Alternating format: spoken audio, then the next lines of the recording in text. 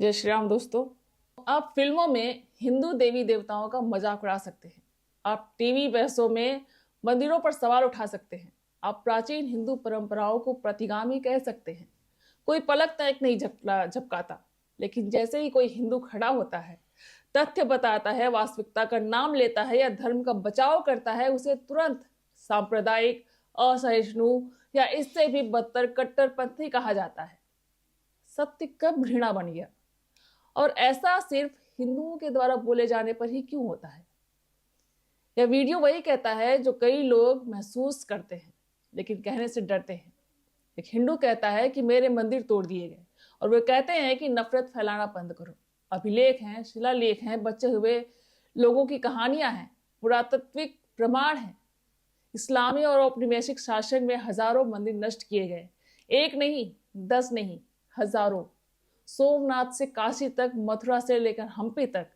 लेकिन ऐसे जैसे ही कोई हिंदू यह बात उठाता है, उसे कट्टरपंथी, भगवा कट्टर या विभाजनकारी करार दिया जाता है। क्यों? क्या दर तभी जायज है जब वह हिंदू ना हो? क्या सत्य केवल तभी सत्य है जब वह आक्रमणकारियों को चोट न पहुंचाए? न्याय का क्या? ऐतिहासिक स्मृति का क्या? सत्य नफरत नहीं है, यह इतिहास है। एक हिंदू कहता है कि सनातन धर्म भारत की आत्मा आत्मा है, और वो चिल्लाते हैं तुम सांप्रदायिक हो रहे हो। भारत के हर पत्थर की जड़ें सनातन हैं। हमारी भाषाएं, कानून, संगीत, कला सब धर्म से मिलकर ही आकार लेते हैं। राजाओं से लेकर वैज्ञानिकों, कवियों से लेकर योद्धाओं तक सभी ने हिंदू मार्ग का अनुसरण किया। लेकिन इसलिए जब हम कहते हैं कि सनातन ही भारत है, तो यह अहंकार नहीं है, यह एक सांस्कृतिक वास्तविकता है। लेकिन जैसे ही हम इस पर जोर देते हैं, वे इसे बहिष्कार कहते हैं। आक्रामकों की प्रशंसा करना ठीक क्यों है, लेकिन अपनी जड़ों का सम्मान करना गलत क्यों है? एक हिंदू कहता है मैं अपने मंदिरों के लिए समानता चाहता हूं। वो कहते हैं कि आप अल्पसंख्यकों पर हमला कर रहे हैं। मस्जिद और चर्च अपने धन, अपने पुजारियों और अपनी संपत्तियों पर नियंत्रण रखते हैं, लेकिन केवल हिंदू मंदिरों पर ही सरकार का नियंत्रण है। यहाँ तक कि भक्तों से मिलने वाला दान भी राज्य द्वारा लिया जाता है। जब हम यह मुद्दा उठाते हैं, हम दूसरों पर हमला नहीं कर रहे होते, हम समान अधिकारों की मांग कर रहे होते हैं। फिर भी वे बात पलट देते हैं, आप दूसरों को दबाना चाहते हैं। नहीं, हम अपने लिए आजादी चाहते हैं। अपनी गरिमा की मांग करना नफरत नहीं है। एक हिंदू कहता है कि हमारी लड़कियों को फंसाया जा रहा है। वो कहते हैं कि तुम इस्लामोफोबिक हो। प्यार खूबसूरत है, लेकिन लव जिहाद असली है। इसके कई मामले हैं, पैटर्न है, सुनियोजित तैयारी है। यह प्यार के बारे में नहीं, यह छुपे तौर पर धर्मांतरण के बारे में है। जब हिंदू इस बारे में बोलते हैं तो उन्हें घृणित करा दिया जाता है। लेकिन उन लड़कियों का क्या जो गायब हो जाती है? उनके परिवारों का क्या जो रोते हैं? क्या उनका दर्द जायज नहीं है? सच्चाई कड़वी होती है, लेकिन खामोशी उससे भी ज्यादा घातक होती है। एक हिंदू कहता है कि धर्मांतरण हमारे समाज को तोड़ रहा है। वो कहते हैं कि तुम डर फैला रहे हो। गांवों और शहरों में मिशनरी 24 घंटे काम कर रहे हैं। पैसा, डर, मुफ्त चीजें, सबका इस्तेमाल सनातन की जड़ों को तोड़ने के लिए किया जाता है।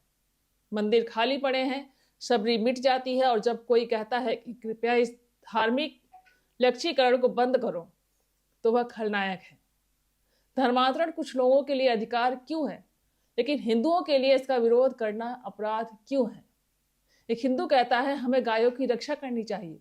वो कहते हैं कि तुम पिछड़ेपन की ओर बढ़ रहे हो। गौ माता हमारे लिए सिर्फ एक जानवर नहीं है, वह पवित्र है, वह जीवनदायिनी है। कृष्ण से लेकर हर गांव तक वह हमारी आत्मा का हिस्सा है। लेकिन उसके लिए बोलो तो तुम्हारा मजाक उड़ाया जाएगा। वे तुम्हें गौ ब्रिगेड, विदूषक, पिछड़ा कहेंगे। फिर भी प्राचीन भारत में भी गौ रक्षा कानून मौजूद थे। श्रद्धा कब से हास्यास्पद हो गई? एक हिंदू कहता है कि मैं स्कूल में तिलक लगाना चाहता हूं। वो कहते हैं कि यह सांप्रदायिक है। हिजाब, क्रॉस, पगड़ी सब जायज है, लेकिन तिलक, कलावा अचानक यह बहुत ज्यादा हिंदू हो गया, बहुत ज्यादा दिखाई देने वाला हो गया, बहुत ज्यादा मुखर। क्यों? क्योंकि हिंदू पहचान तभी स्वीकार की जाती है जब वह शांत और क्षमा प्रार्थी हो, तब कभी भी नहीं जब वह गर्व और शांति से भरी हो। एक हिंदू कहता है कि शो में हमारे देवताओं का मजाक उड़ाना बंद करो। वे कहते हैं कि यह सिर्फ हास्य है।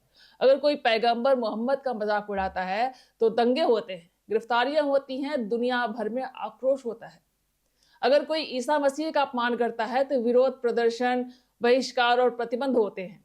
लेकिन हिंदू देवता, कोई भी मजाक कर सकता है, तोड़ मरोड़ सकता है, अश्लीलता फैला सकता है और फिर भी पुरस्कार पा सकता है।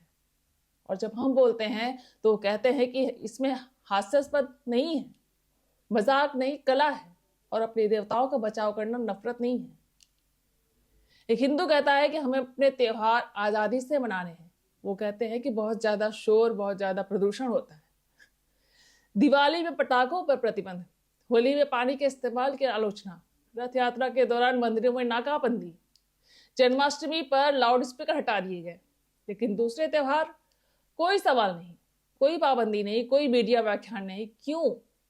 क्योंकि सिर्फ हिंदू त्योहारों को निशाना बनाना फैशन है। एक हिंदू कहता है कि भारत मेरी पवित्र भूमि है।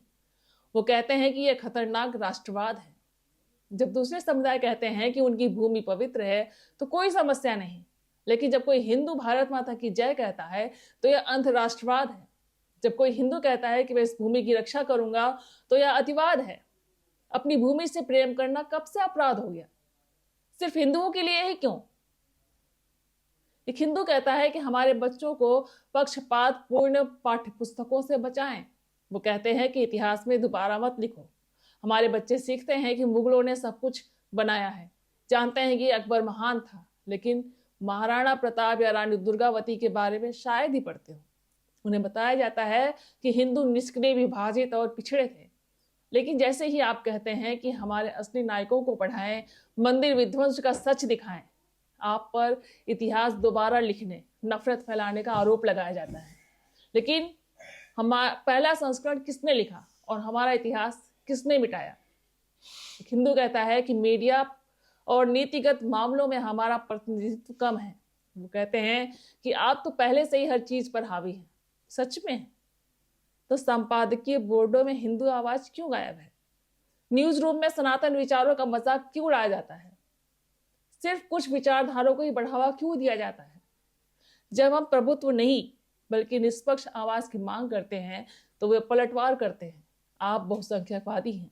यहां तक कि जगह मांगना भी घृणास्पद भाषण बन जाता है। एक हिंदू कहता है कि संवेदनशील इलाकों में जबरन जनसांख्यिकी परिवर्तन बंद करो।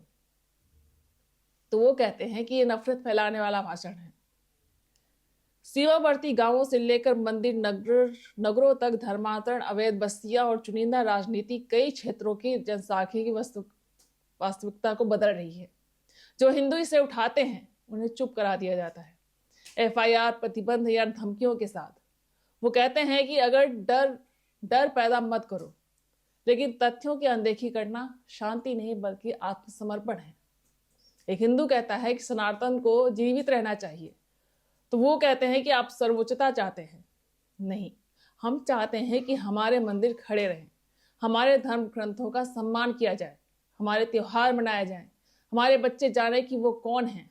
हमें किसी की चुप्पी नहीं चाहते। हम बोलने, जीने और याद रखने का अपना अधिकार मांगते हैं। क्या हमारा अस्तित्व दूसरों को खतरा क्यों लगता है? एक हिंदू सच बोलता है और वे उसे नफरत कहते हैं। लेकिन चुप्पी की हमें सबसे ज्यादा कीमत चुकानी पड़ी है। जब मंदिरों को लूटा गया तब हम चुप रहे। जब संतों का मजाक उड़ाया गया तब हम चुप रहे। जब पाठ्य पुस्तकों ने हमें मिटा दिया तब हम चुप रहे। जब धर्मांतरण, विकृतियां और दुर्व्यवहार जारी रहे तब हम चुप रहे। और अब जब एक हिंदू आखिरकार बोलता है तो वो कहते हैं कि यह खतरनाक है। लेकिन असल खतरनाक है एक ऐसी सभ्यता जो अपनी आवाज भूल चुकी जाती है। अब हम चुप रहना छोड़ चुके हैं। अब हम बोलेंगे और मजबूती के साथ बोलेंगे, नफरत से नहीं बल्कि मजबूती से, स्पष्टता से और अपने दिल में धर्म रखकर। तो दोस्तों, वीडियो पसंद आई हो तो लाइक शेयर जरूर करें, कमेंट बॉक्स में अपनी राय प्रतिक्रिया जरूर दें। बहुत बहुत धन्यवाद। जय हिंद, जय भारत, जय श्री राम।